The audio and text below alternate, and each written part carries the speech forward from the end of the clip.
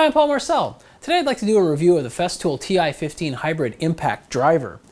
Now this is a new tool that just came out in October of this year, of 2012, and it's a new T-style drill that they've put together that has both an impact driver mode as well as a regular drill mode. And we're going to go through all the good details of that in a moment.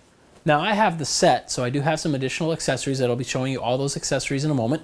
But there is also a basic set where you can get just the drill without the battery pack. So that's great if you're a contractor and you have a number of people that are working with you. You can keep a couple sets of the accessories and then have numerous drills that just swap them all out. So now with the drill out, I can show you a little bit of what's in the box. Now the box itself has room for a couple of accessories that we're going to be talking about. It does come with a separate second battery pack, and then it also comes with the charger. So let me take the charger out so we can get to just the most exciting part of the review, the battery charger, and then we can get that out of here so it'll be a little easier to show you what else is going on.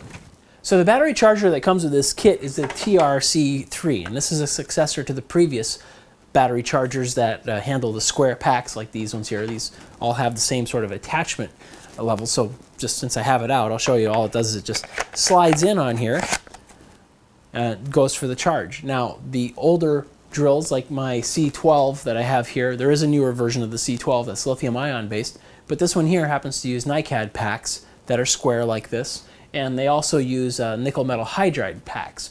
So all of those can be charged with this unit. So it's nice that although I have the LG45 charger that came originally with this older C12, I can pretty much retire that to a box and put this there, and all the battery packs that I have in my shop can go through this, with the exception of the one for the CXS. Now the battery packs that come with the Ti-15 are 3 amp hour battery packs. There is a 1.5 battery pack available. This full 3 amp hour battery pack takes approximately 55 minutes to go to an 80% charge if it's completely dead in this charger. It takes 70 minutes if you want to go to 100%. So it's a relatively quick charge considering how long this battery pack is going to last, and since you have 2, you'll be just fine. So now we can put the exciting battery charger aside. So if I put the drill back in, you'll be able to see the layout of the tool in the pack. So the sustainer comes with room for the extra battery pack. You have a little bit of extra room here off the head of the drill so that you can actually put the drill away with certain chucks already attached to it. You don't have to take everything apart to put it away, which is nice. Room for the battery charger if you need it. And then up here we actually have room for additional Centrotech chucks that you might want to buy as an accessory. And I'll show you some of those. They're actually the existing ones that you've seen on all the previous drills. And in the tradition of the Whitman sampler, it comes with a picture up here to tell you where all the things go. That's fantastic. Now I'll mention in passing, since I did talk a little bit about the basic pack, that there is actually a different pack for this that you can get where when you buy the drill bare, it'll come in a larger CIS3 instead of the CIS1, and it has room for an additional drill. So you'd be able to put something like your C12 or C15, if you have one, or a CXS into the pack all at the same time. So you have one single sustainer to take on site and you would have both drills available. So let's go for a tour of this drill. Now they call this the Ti-15 Hybrid Impact Driver. So I assume these days if it says hybrid, it means it's green. Now the primary function of this is an impact driver, but what's nice is that you can also convert it very easily into a drill. So it acts as a single tool. If you're hanging off of a ladder or scaffolding, you've got one thing hanging off of your belt clip that's going to do both functions for you. Now its default configuration is that of an impact driver.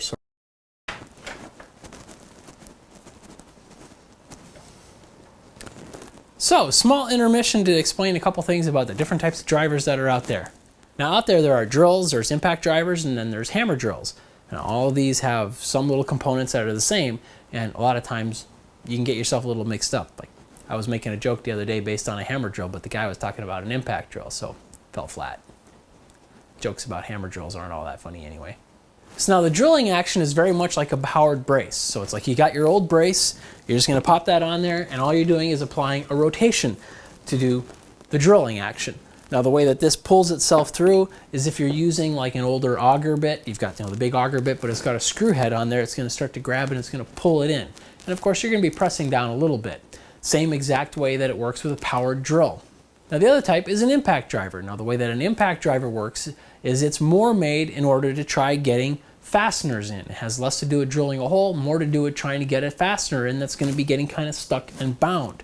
The way that that works is it's very much like a wrench. So if you got a ratcheting wrench, it's as if you've got your driver bit down here on the part, and then this is on the inside of the electronic drill. So what it's going to do is it's going to be spinning this thing around. And then once it requires a certain amount of torque in order to get it further, the way it's going to do it is it's going to take a hammer and it's going to be basically tapping this in order to get it. Now, it's key that it's a tap, because what it's doing is it's applying what would be called in physics an impulse. So it's going to be a high amount of torque in a small amount of time, so it creates a moment. So by doing this, you're going to be able to get that fastener in when it would otherwise be binding and just requiring way too much torque on your hand. That's an impact driver. The other one is a hammer drill. Now remember, this one here is driver, and this one here is drill. And what a drill is it's going to be very much like this is a cold chisel that you'd be using in concrete and such, and that's actually where hammer drills are used the most. Now what's going to happen is that the hammer drill is going to be basically spinning this kind of chisel. It's going to be more pointy than this. This is just what I've got lying around. But what it's going to do is it's also simultaneously going to be hammering into the axis of the chisel. So it's going to be turning this at the same time as it's hammering it. So basically the hammering effect is just like you're chiseling concrete. You're going to be busting it away, but because it's turning it, it's going to be making it do it as a whole, and it's going to be clearing out the chips. So those are some of the differences. A hammer drill is applying the impact using a hammer into the axis of the bit. An impact driver is applying it as a torque out on the outside. And then a regular drill is just sitting there spinning away. So there it is in a nutshell.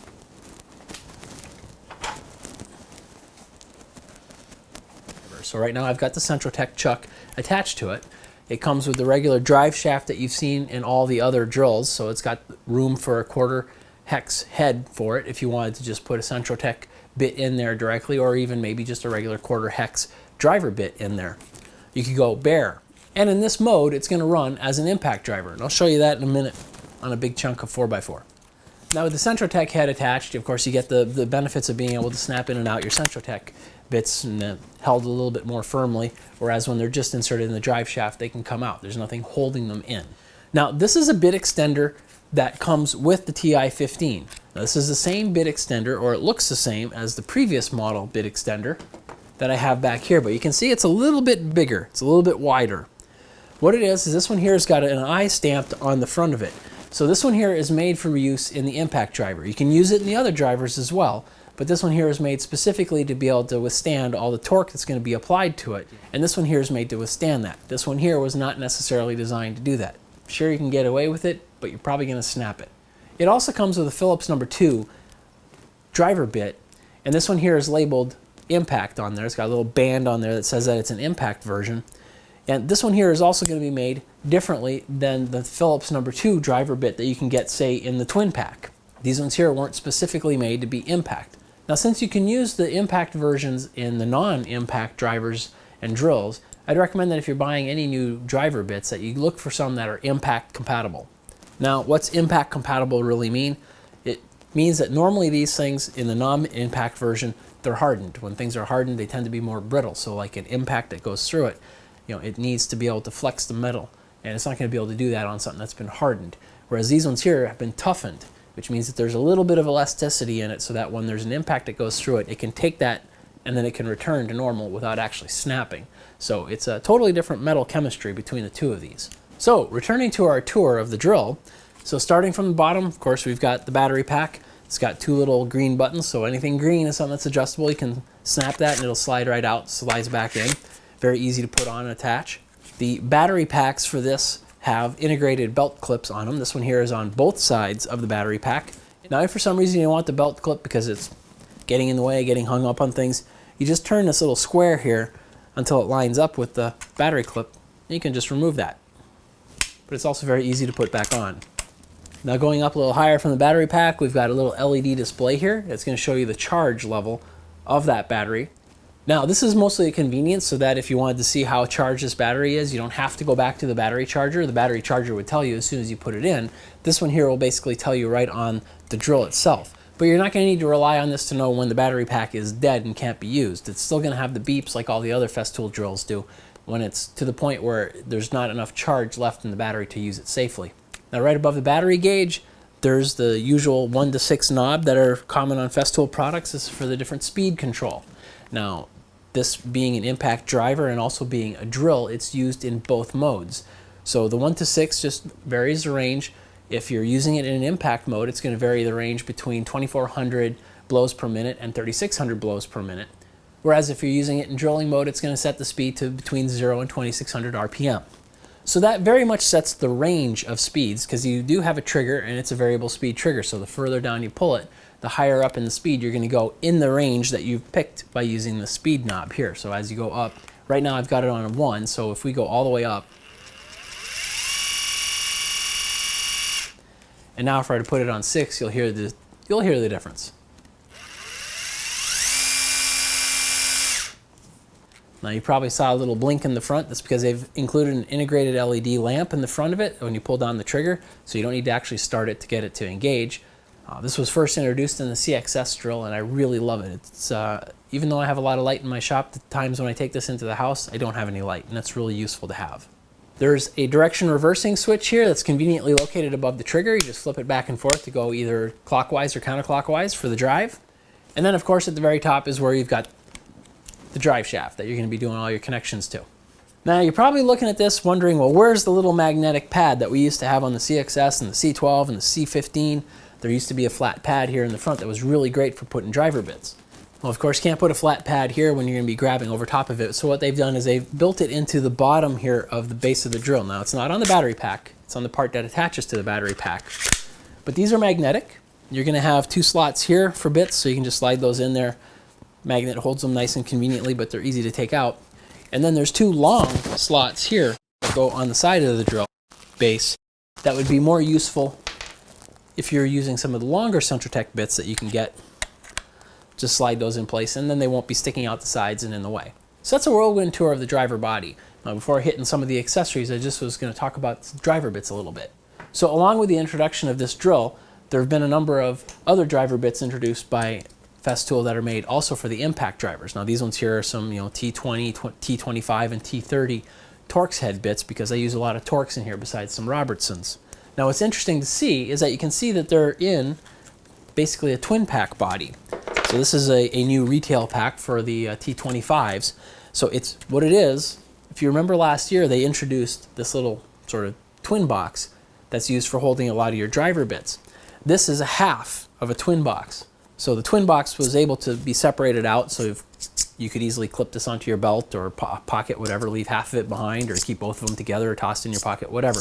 It's a great way of keeping all your driver bits. Now with these new bits that they're introducing, they're half of a twin box. So if I wanted to, I could take the T20s and the T25s and attach them together and create my own twin box of those.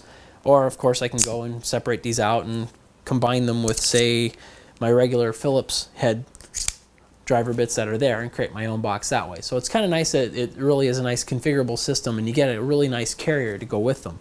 Now, this driver operates in an impact mode by default, as I mentioned previously. So what does that really mean?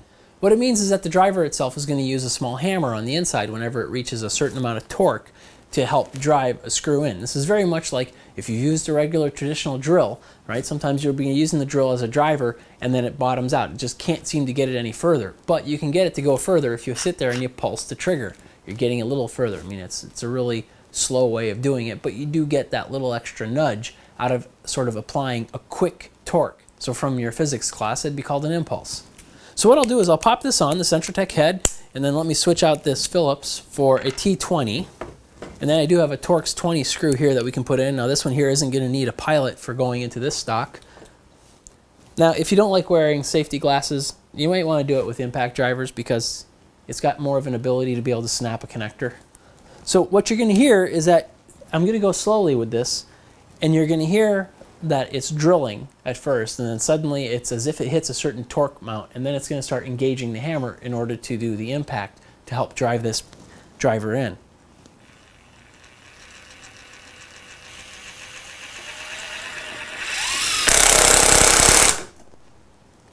So it actually got considerably in. I was beginning to wonder if it was going to hit the impact. Now, I was driving this at the slowest speed, but you saw that it was simply using it as a regular drill, just driving it in normally, and then suddenly the amount of torque that was needed to get this screw into the stock was higher than a certain threshold, so it engaged the hammer in order to do basically the equivalent of you pulsing this trigger in order to get the screw all the way in and home. Now I'll be doing a more extensive demo at the end of this review. So now that I've shown you how the default impact mode goes, now we can talk about the other accessories. Now as a hybrid, this acts as an impact driver by default, but then also as a drill, which is its benefit. So one of the accessories is a Jacob chuck that comes with it, and it's going to attach to the front very much like any of the other Jacob chucks have on the other Centrotechs. Just clips onto the front. Then you can use this for any of your regular bits, Forstner bits, whatever you're going to use. But the thing that's interesting is take a look at the size of this Jacob chuck. This is the one that I had with my older C12, and you can see that basically the C12 version is the front of the attachment point that's on this newer one.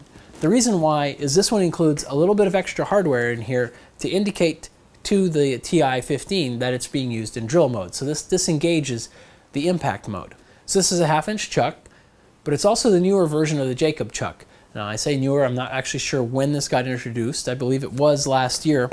My chuck for the C12 is a little older, so what this one is you put it on there, you turn it until it starts to cinch down on the bit, and then you kind of give it a little extra crank because you need to.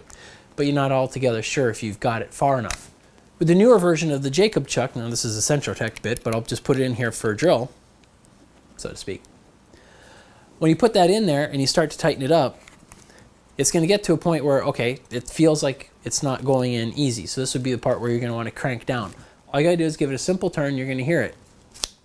It's going to do a click. Once it's clicked, you're done. So there's no more of that cranking down, which my dad used to love to do. He almost needed an impact wrench to take the bit out. So that's accessory number one. So this gets you into any other bit that's not a Centrotech bit or anything special like that that's for Festool. Now we've got one that's very specialized to the Ti-15. It's just basically all it is, it's an adapter head. It presents a drive shaft on the front that looks very much like what you've got here, so what's it really accomplishing? What it does is this includes the same hardware that's in this Jacob chuck in order to defeat the impact mode. So when we put this thing on, what it's going to do is it's going to bring the drive shaft to the front, and it's going to defeat the impact mode so we can use it purely as a drill. And it's used so you can get at some of the older Centrotech chucks. So this has a little spring latch on there. So right now I've actually put it in the lock position when it's scooted over. Normally you're going to find it in your box sitting in the unlock position with the two dots together. What you're going to do is you put it onto the front here, and there's sort of a little bump here on the front of your drill. Once all the three dots are aligned, you can push that in. Now what you're trying to do is you're trying to push a hex head that's on the inside of this into a hex socket here. So, just like a drill bit, sometimes you got to give it a little bit of a wiggle. There's not that much room to wiggle, so once in a while you just got to give this a little pulse while you're pushing it on. It'll just snap right in, no problem. So then just turn this, and now it's locked into place. But a big benefit of this adapter is that now you can go and you can start using, like this is the 90-degree head, then you got the eccentric head, and then the depth set head. Now I've covered all of these in a previous video I did where I did a review of all the different Centrotech heads, so you can give that a look if you want to see them more in use in a demo. But what's nice about this is if you remember on the front of like a C12 or the newer C12 or the C15, there's kind of a pattern here of holes. What it is, it looks a lot like a jet turbine engine when I look at it. What these are for is for the mating surface of these other chucks. They'll insert into these holes and they lock it into place. So what this is going to allow us to do on this drill here is use some of these other chucks for other purposes. So I can put this on there, line that up on 90 degree here, or I could turn it up at some goofy angle up here, whichever one, and then when I give that a turn and a lock, now that's locked into place. So I don't have to hold it, especially if you're getting into a small place, you don't have to hold it, and especially with all the torque that can be involved in that, it's simply going to hold it in place for you. Now the 90-degree chuck is really useful. I've used that one several times to get myself out of trouble. The one that I use the most, though, of these other chucks is the eccentric chuck. This one here is great because what it is it's an offset chuck. When you pop this thing on here, so you can see that it's right along the side of this drill. If I were to lay this drill down, you can see where that drill bit's going to be. It's basically right up onto the edge of the drill body itself, so you can really get up close against the side of a wall. And a lot of times I found that when I'm doing any installations of some built-ins in my house, it seems like this is the one that really gets me out of some trouble so that I can get right into the corner for grabbing into the beam that's inside the wall. And then the depth set chuck, what this one allows you to do is, it ends up making quite a long drill, but it does that with all of them because it's pretty big on its own. What it allows you to do is it allows you to set a depth set. So many times when you're using some of the other drills you're going to find that you try using a torque setting, a torque stop, so that you can get it to kind of seat itself just right. With this one here, you can actually set that directly, and then you don't have to worry about a torque setting because it's just going to disengage as soon as it hits the right depth. So it's super nice if you're sinking a lot of screws in repetition. Now, of course, the other use for this is simply to use it with the Centrotech head if you're going to be doing the drilling. And that can be very useful if, like on this screw here, I really didn't need a pilot hole for this. But if I was trying to sink this larger lag bolt, then I would want a pilot hole. I mean, maybe it can drive it in there, but also I don't really want to split the stock in doing so. So what you could do here is you have this adapter on there with the Centrotech, you put your pilot bit in, so then we can go ahead and drill a hole for it. Should put it at a higher speed. And now it's really easy to just snap this right off. Then you just attach your driver bit. In my case, I had to swap in the T30. Then we can put this on.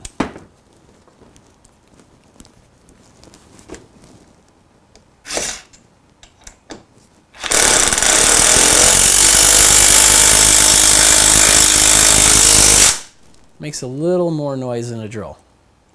All right, I should have put a 4x4 on the other side to keep this vise holding it better. So what it makes it is that if you're up on a scaffolding, up on a ladder, or just anywhere on a job site, it makes it a little nice that just, with these two here, you can swap between the two pretty easily. Now, one thing, you don't actually need to pocket this whole thing. If you wanted to, you could just use the drill bit and put it into this chuck while it's actually in impact mode. It's not going to drill very nicely, but if you remember, this engages the torque only after you've reached a certain torque limit. Then it starts to do the hammering action. Once it does the hammering action, the drilling is really bad. But if the hole is fairly small, the material is not too hard, and you're just needing a pilot hole, it's very possible, and you could just try this out on the stock to see what it's going to do. Just go ahead and put that in a Centrotech head right into the end of the drill and try it out. I didn't even need it there because it was never hitting a point where it needed to engage to get beyond that torque. Now, if I were to go and put a 1/2-inch bit in here, which I tried earlier, as soon as I started on it, there's enough torque required that it starts to do the hammering action that gets all messy. Now, one of the accessories I didn't talk about earlier when I was talking about the driver bits and being able to pop this in here is they do have some ratchet adapters now from Centrotech. This one here is a 3/8 adapter, so if you wanted to pop this onto a socket for doing some driving, then you can go ahead and put this in on your impact, and you'll be using it like an impact wrench. So you're going to get just massive torque on tightening these or loosening up some stuck parts. Now, this one here is a 3/8. I happen to have a 1/4 from a previous product that I purchased, but both of those are available separately as an accessory. And these are both designed to be used in an impact environment. So to demo the ratchet mode, what I did is I put a couple bolts in here. These are some M10 bolts, and I put some Loctite. This is Loctite thread locker permanent, so this is going to require an additional 260 inch-pounds of torque in order to release, apparently. So we're going to see how well does it remove it. I'll also go ahead and try that with some drills. Now I'm going to do just one of them, then we're going to go through and use like the C12 that I've got back here just as a regular drill driver. Now granted, the C12 has only 12 volt and this is a 14.4, so there's going to be a difference in the torque they can derive. All right, let's go. Make sure I put that in pull out.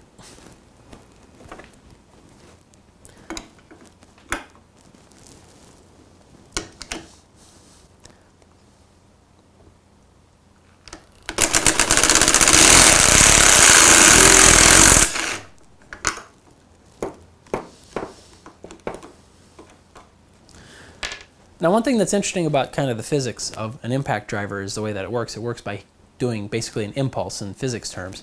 So it's like it's doing hammer action.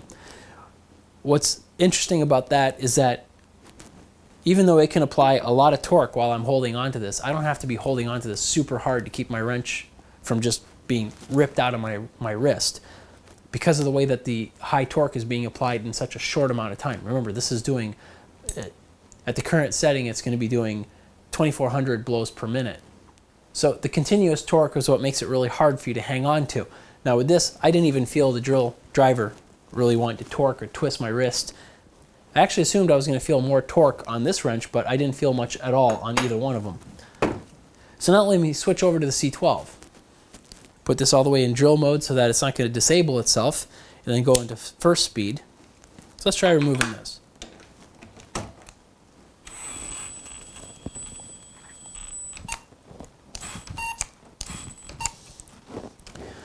So So you can hear the beep because it's saying that it's being worked too hard, so it doesn't want to let me do it anymore. The other thing that's interesting is I'm having to lean into this thing because, of course, all that torque is being transmitted to my wrist. So it's hard to overcome that without trying to put your whole body weight into it. Now, getting back to the idea of the pulsing, we'll see if I can do this by pulsing it instead.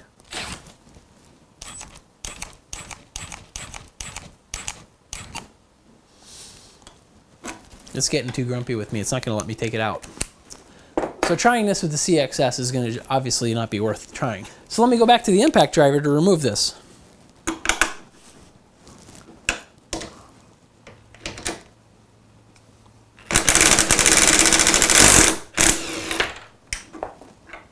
Just like that.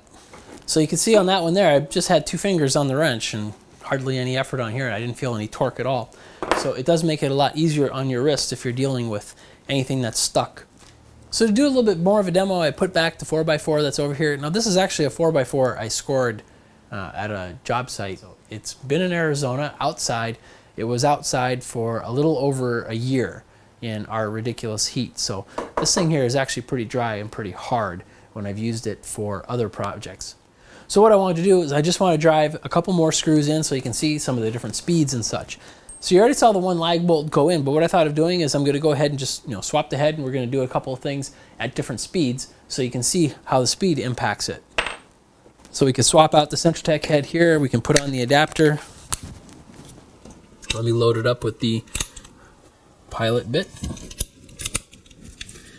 So now we can go ahead and drill. Now I'm at only speed 1. I'm going to do this whole one at speed 1.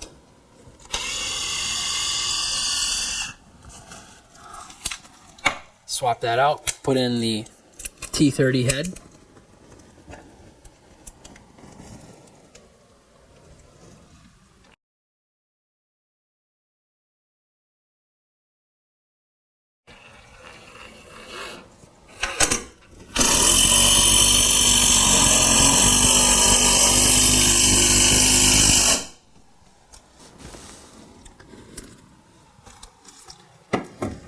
So now if you look at the length of that screw versus the length of this pilot, half that screw went in with no pilot. Now for reversing, again at speed 1. And I want you to watch the way I'm holding this with my wrist. I mean, if this was torquing the way those other drills would, you'd be hanging on to it with 2 hands, and it would still be a hard wrist workout, but I can do this with 1 hand.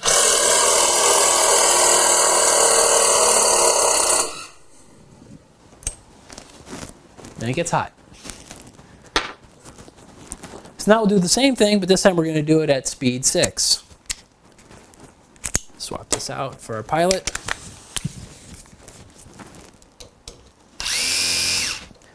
Set it to going forward.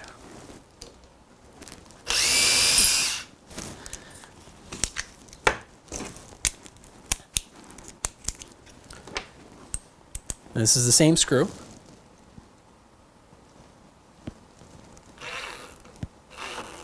There, once it gets started,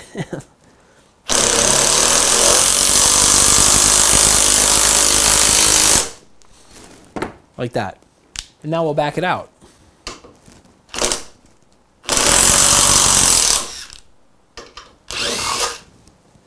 Now this was one that really kind of required a pilot, although, like I said, half of it didn't even use a pilot. And this isn't really like a SPAX screw. It's not really meant to be a self-tapping one, not with a shaft that big. So let's go to some of these other ones that I use these quite a bit inside the house when I've been doing some installs. Now these are just going to be T20, so let me switch to a T20 bit. These ones can go in without a pilot. Let me go and switch this back to speed 1 so we have it as a comparison.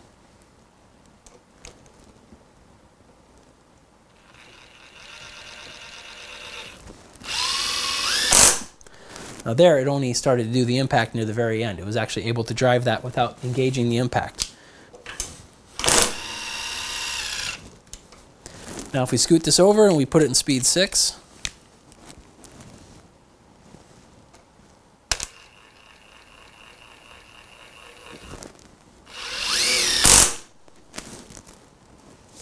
went a little far.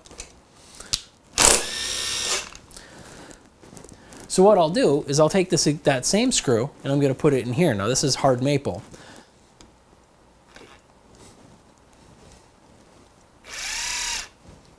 Get it kind of started. Okay, whoa.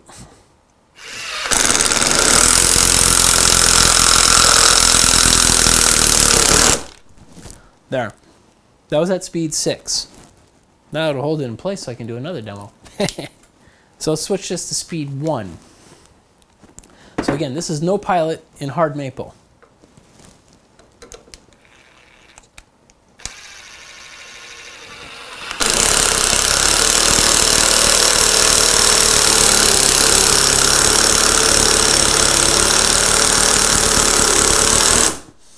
So you can see a difference in the speed. 6 obviously is going to go a lot nicer and faster. You might need more control with the 1 though. And the best part about it is, looking at these heads, neither one of them is damaged. I'm going to back this out. This one here is going to be backed out at speed 1. All right, I wanted it over there. And speed 6.